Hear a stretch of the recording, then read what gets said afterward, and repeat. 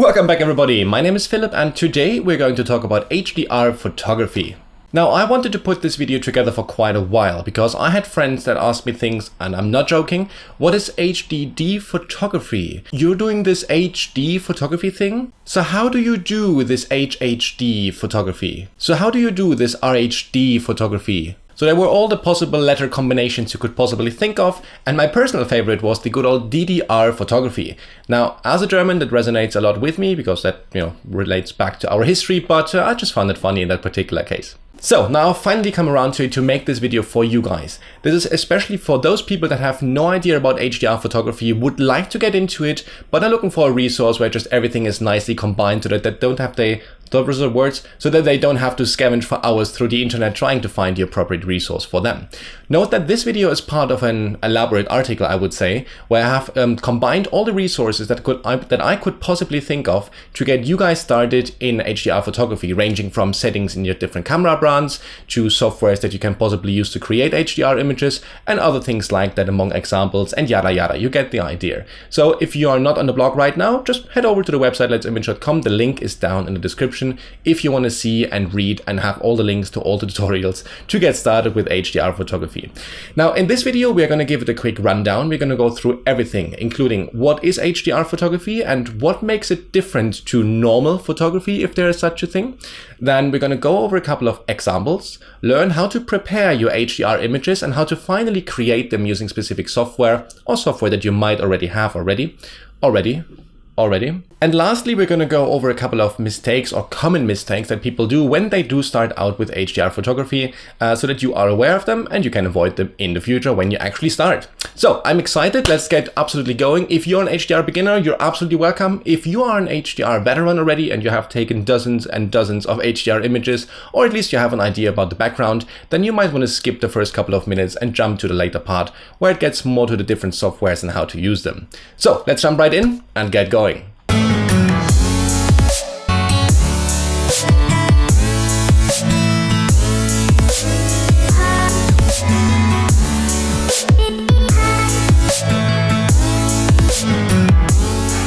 Alright, so let's get started to answer the question, what actually is HDR photography?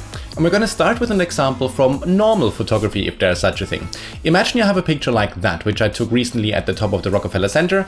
Beautiful sunset, right? It's quite nice, like you can see the clouds at least. You can kind of guess that there is a city at the bottom, and it looks cool. So in normal photography, quote to quote, I would take this picture and I would bring it home and I would sit down and probably enhance the shadows a little bit so that I can see the buildings a bit more.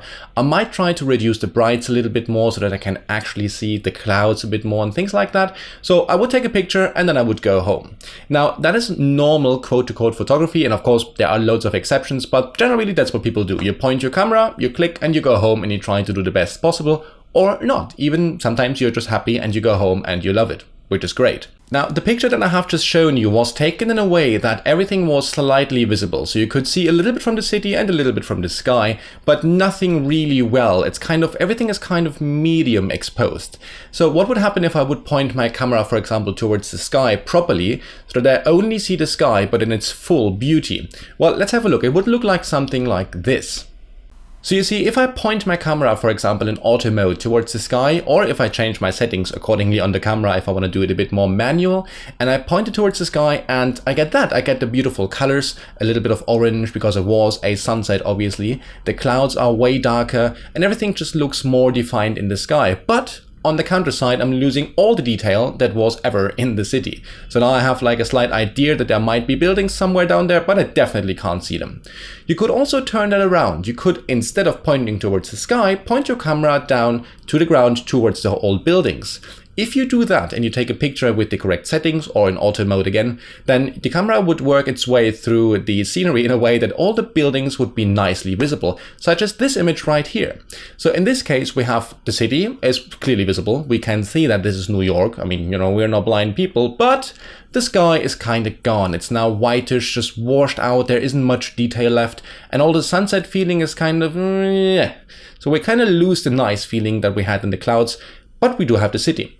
In HDR photography, you make use of exactly what I have just told you. You take multiple pictures, one where you can see the bright parts very well, one where you can see the dark parts very well, and then one in between just to get everything, normally at least, but there are also exceptions which I will talk about later. But for now, you take these three pictures and you combine them. So you get the best out of each image. Okay, so essentially you have the dark image. In the dark image, you can see the sky very well. You have a super bright image in which you can see the foreground or the buildings very well. And you have what I have shown you with the first shot, where something is in between, just a normally exposed image so that you can see everything medium well.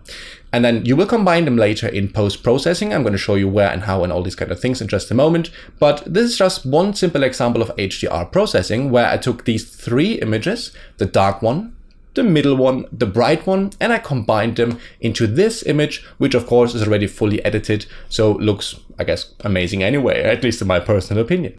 So if you have very bright brights in the sky, for example, if you photograph against the sunset, but you have also very dark shadows on the ground, like in my case, where I have all the darkness in the building area, then you can use HDR photography because you have this difference between very bright and very dark, or in other words, a very high dynamic range of light, if you want, right? So that's exactly what HDR photography is for. That is why you're here, and now you understood what it can be used for. So let's jump in a couple of examples just to see what we can actually do with it. This image right here was taken just below the Bethesda fountain in New York Central Park. And again, I was underground, so it was incredibly dark. If I would have taken a normal photo, I would have never been able to get all the beauty in the actual ceiling of that whatever tunnel or whatever you call that. But because I did use HDR techniques, I was able to get a bright image and a dark image, and something in between, combine them and get this beautiful golden looking or golden feeling image of the Bethesda fountain arch, I guess, or arc. So I'm very happy with that one. Let's have one more. A little bit more of a creative one, but this one, for example, is the Giant's Causeway in Northern Ireland, or England, I guess, technically. Anyway, so what I did here, again, I photographed against the sunset. So what I did is I took three images, just like I showed you before, combined them so that I have a nice foreground, nice clouds, and nice everything in between if I need to. And in this one, I went a bit more creative because I personally do like strong colors and great contrasts, but if that's not your jam, more power to you, totally understandable. For me, loving it.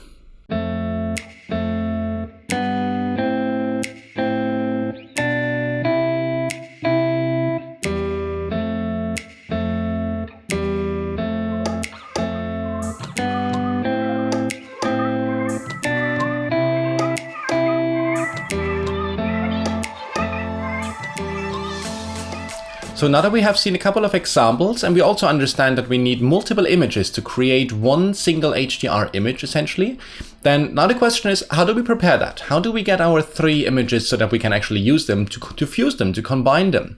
And for that, it's important to have a quick, how would you say, excursion to the exposure compensation.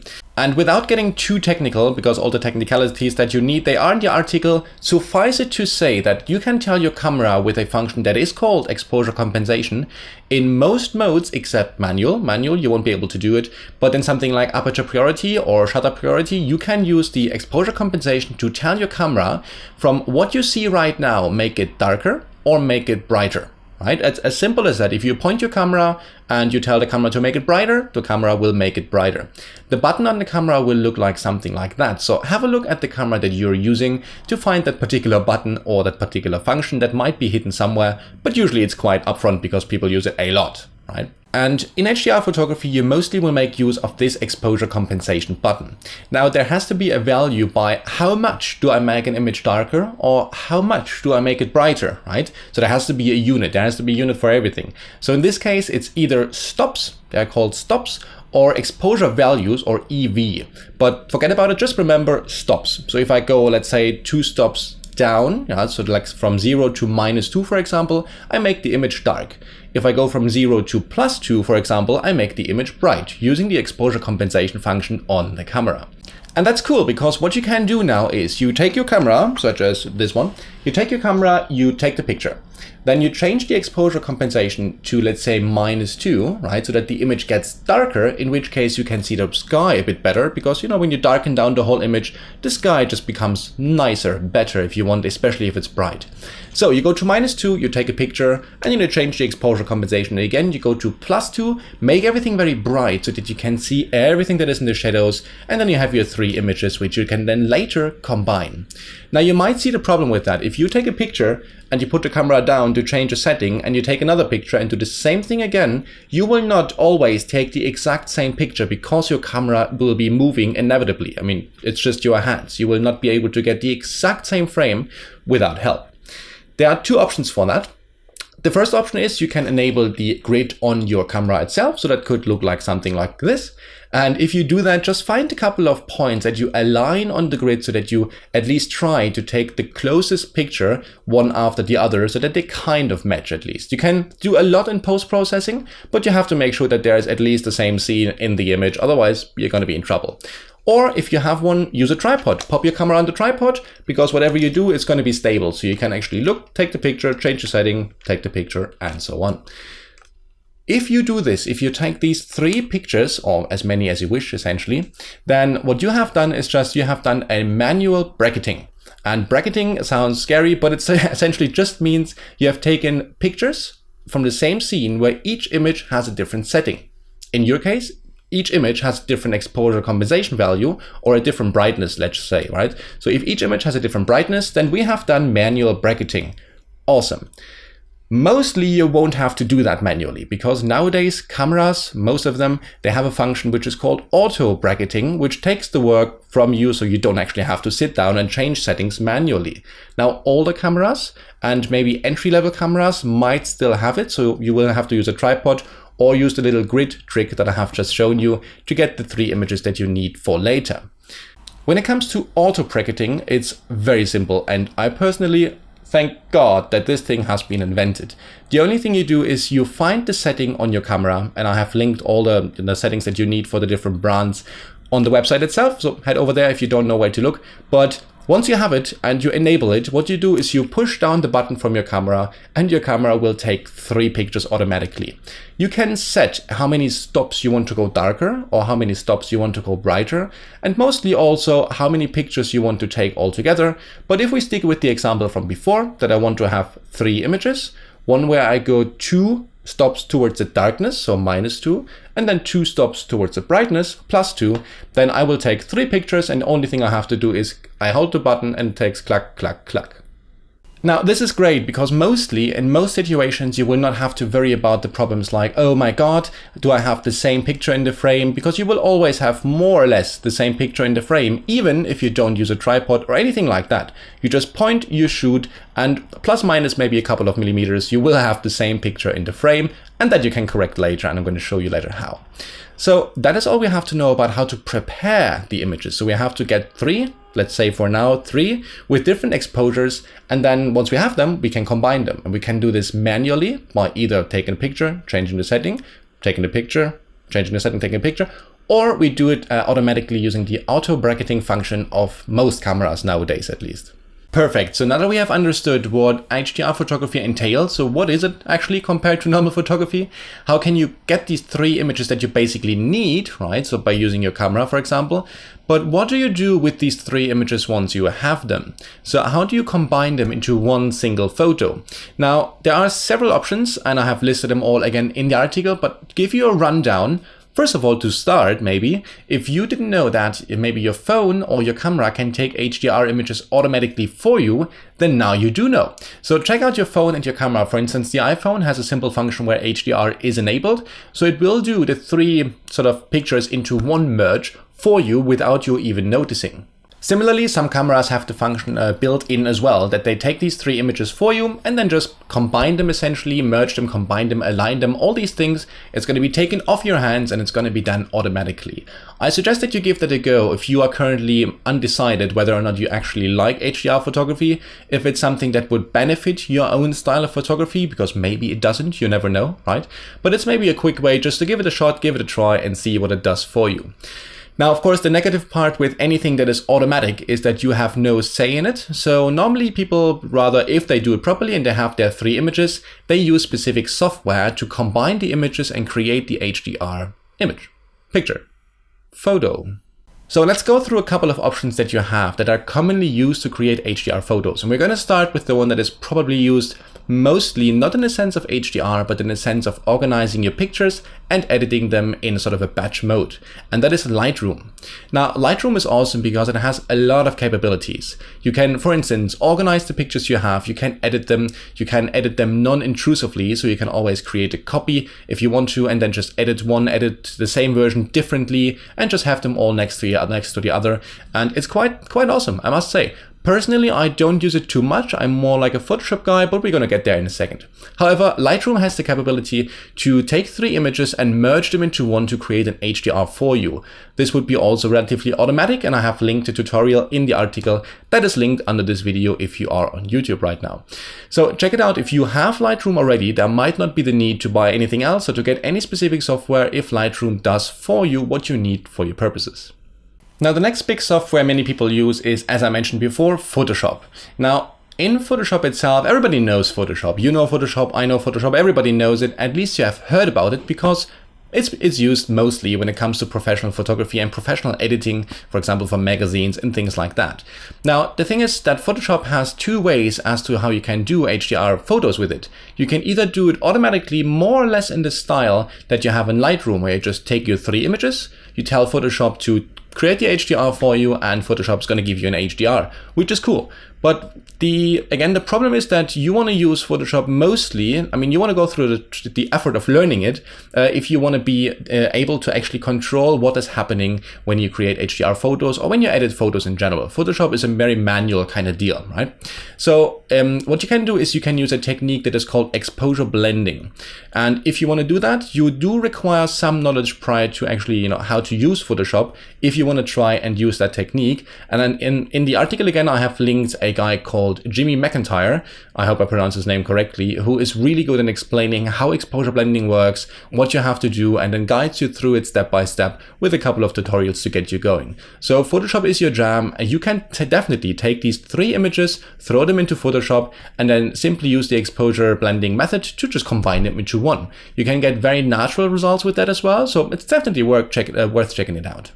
Now, both the softwares I have just mentioned, Photoshop and Lightroom, they are not dedicated HDR softwares, right? They do many things. They are meant for editing, for organizing, all these kind of things. But there are specific types of programs which are meant and have been created with the sole purpose to create HDR images. For instance, the one I have used for many years was Photomatix. And I mean, it still exists, it's Photomatix. So the only thing that this software is designed to do is to swallow images and spit out HDRs if you want. So Photomatix is still a great software, very user-friendly, very simple menus, and can get you a long way. So if you want to have a look at Photomatix, head over to the article, find out about Photomatix. I don't even know what it costs nowadays, but it shouldn't be too expensive, or maybe around $100 or euro or wherever you are. So it's definitely worth checking it out if you're interested in having a software that does it all. The cool thing with these kind of softwares that are designed for HDR creation, if you want, they have really good algorithms to calculate which part of which image should be in your final result. And you as a user, you have way more control than you have in the automatic Lightroom function, for example, or the automatic Photoshop function, because you can definitely decide which part comes from which image with the sliders and settings that you have available. Now, sometimes it can be a little bit dodgy, especially with Photomatix, no offense, but that's why I moved away from it maybe a couple of months ago. But my personal preference these days is a software that is called Aurora HDR 2018. Now, if you're interested in HDR photography, you might have heard of it already. It looks more or less like that. So that would be the simple interface if you want. And I have switched to this particular software maybe 3 months ago or something like that. And I have come to definitely love it. And it is my go-to choice nowadays to create HDR photos. So the cool thing is, as usual, you drag and drop your 3 images into the software, and the software will, first of all, process the whole thing, which is going to take a moment, and then it's going to give you a sort of initial result where it simply combined your 3 exposures together. Stop. And now at this point, you can just decide, do you want to go manually in and use these tons of functions they have to make it pretty? Or do you want to simply put on filters and presets? If that is what you want, you can definitely do. Now, I use it all the time now, and I have a couple of tutorials as well, other than this HDR one, where I specifically explain what is Aurora HDR 2018, and I have a couple of other tutorials where I give you the full, from start to finish editing of an image, where I use it and I show you which sliders I move and things like that. So if you're interested in that, just check it out. Again, it's where? In the article. So now we understand what is HDR photography, we understand how to take the images that you require, and then in which software you can essentially throw them to create the HDR final image.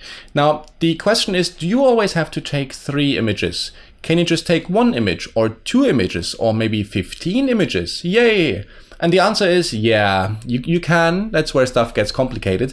So here's the thing. 3 images is what happens normally. Normally, especially when you start out, you want to take your 3 images, combine them, and see what you get, right? That's the true HDR function. What most people do when they start out is 3 images and off you go to your software.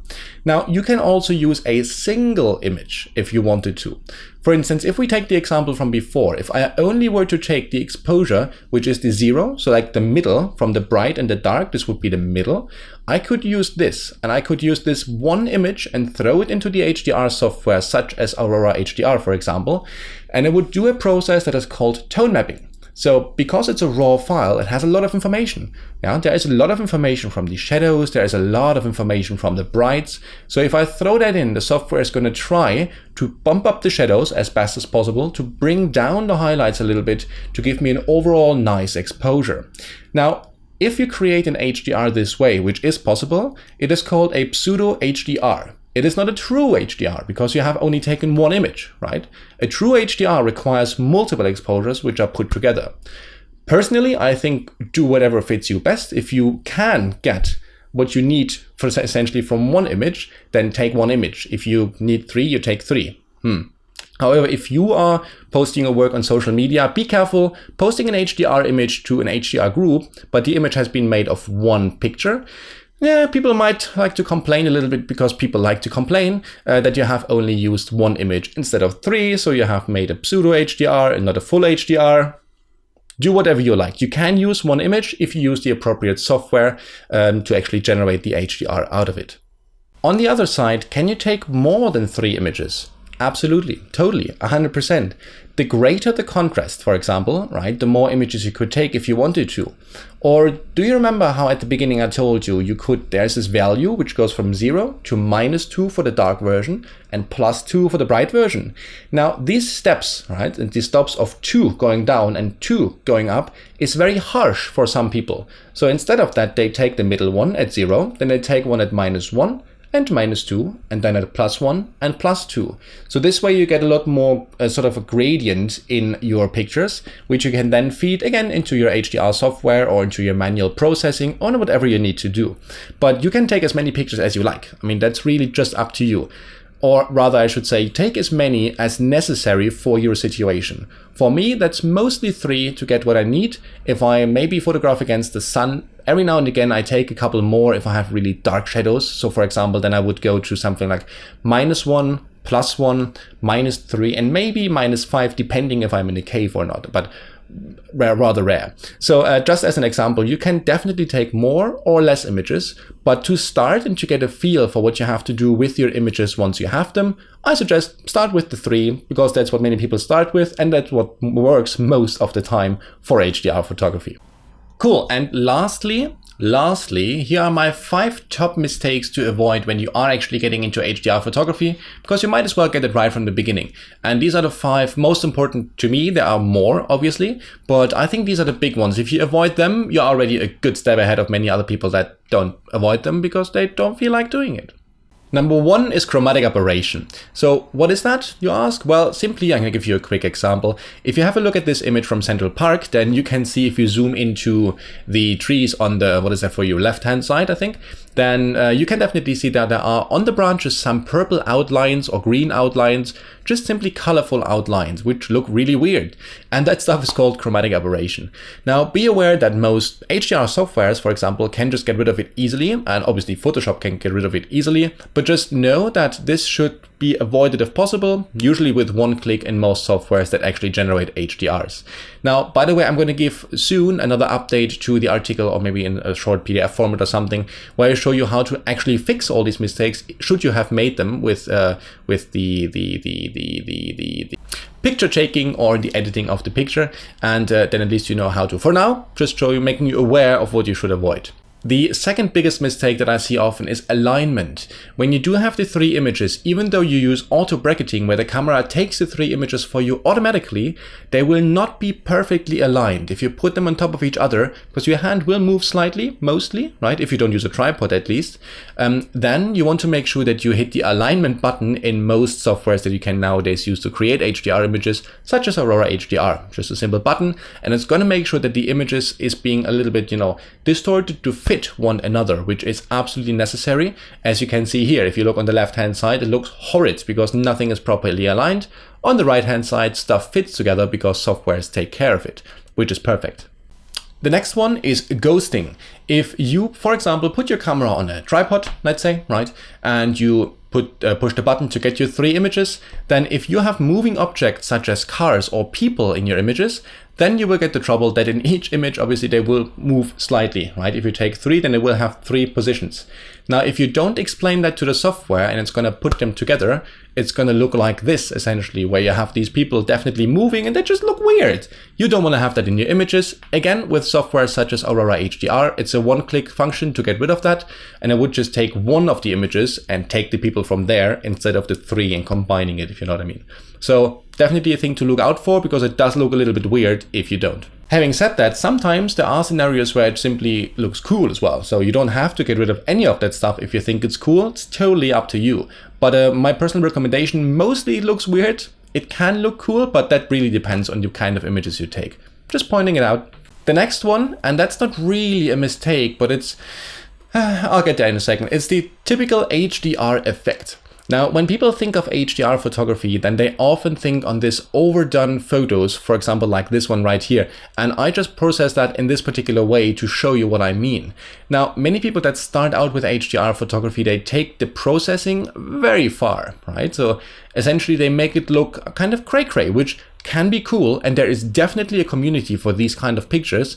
But let's say my personal perception, and please do correct me if I'm wrong, is that it's better to not go overboard with the processing. First, not to degrade your image quality, but also because it can look quite odd, right?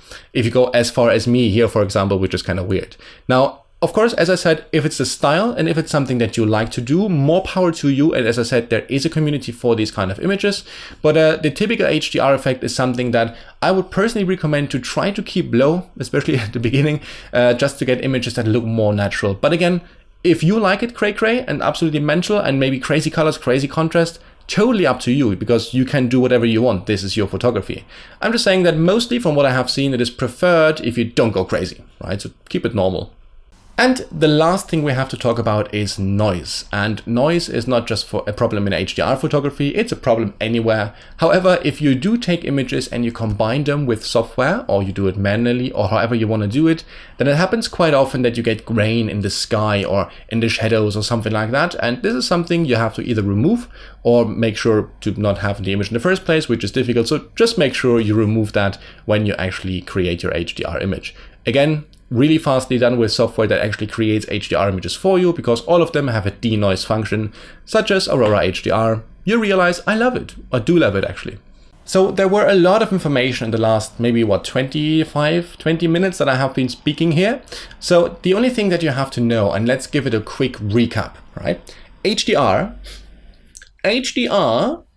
stands for high dynamic range, which means that you can take multiple images with different exposures, for example, a dark one and a bright one, in scenarios where one image can't capture it all, right? So in these scenarios, you take a dark one, so you darken the image down to see the bright sky, for example, very well. You can take a bright one, which will make the shadows go brighter, and you can see, as in my example, the buildings, for example, right? And you take something in between.